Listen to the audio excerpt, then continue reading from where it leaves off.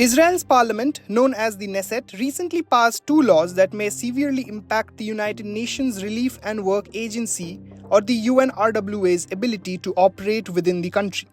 92 בעד, 10 נגד. אני קובע כי הצעת החוק התקבלה בקריאה השלישית ותיכנס לספר החוקים.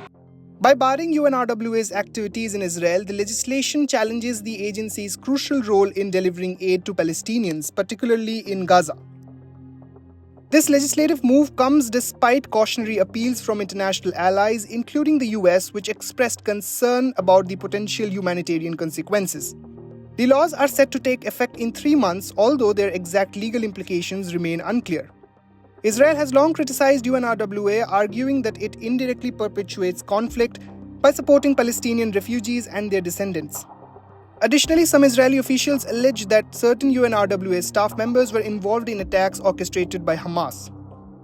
UNRWA is an organization that a terrorist organization has completely taken over it. What we've seen in Gaza is how Hamas has taken over United Nations facility, schools, hospital clinics, and headquarters in order to use them as military bases to hide ammunition, to hide rockets, to actually commit terror activities from the United Nations facilities. UNRWA has denied these allegations, and recent UN investigations cleared several staff members, though some were dismissed over possible associations with militant activity.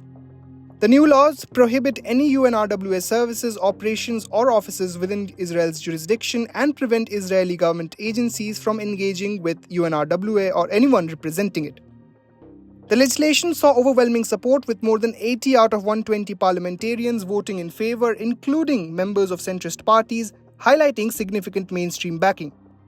Israeli officials insist they will continue providing humanitarian aid in Gaza without UNRWA's involvement. However, there are mounting concerns that the agency's forced withdrawal could hinder aid delivery, particularly if cooperation between UNRWA workers and the Israeli military is severed. International response has been swift and critical. Several countries, including Germany, Spain, and the United Kingdom, voiced grave concerns, warning that the legislation risks destabilizing the humanitarian system in Gaza. Philippe Lazzarini, head of UNRWA, condemned the decision as unprecedented, adding that it would deepen Palestinian suffering and potentially violate international law. US officials, including Secretary of State Antony Blinken, also urged Israel to reconsider, hinting that the legislation may prompt a re-evaluation of military aid agreements if Israel fails to address humanitarian needs in Gaza. We have made quite clear to the government of Israel that we are deeply concerned by this proposed legislation.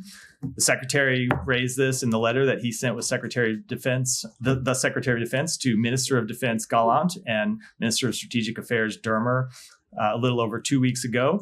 As he made clear in that letter, passage of this legislation could have implications under U.S. law and U.S. policy. That remains the case. Look, the law's passage occurs as Israel intensifies scrutiny on UNRWA, claiming that several of its 13,000 Gaza employees may have been involved in recent attacks on Israelis.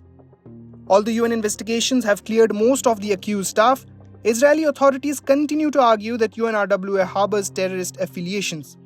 The developments add to a complex situation in Gaza, where the prolonged conflict has left the population in dire need, severely damaging infrastructure and disrupting access to essential resources like food, water, and medical care.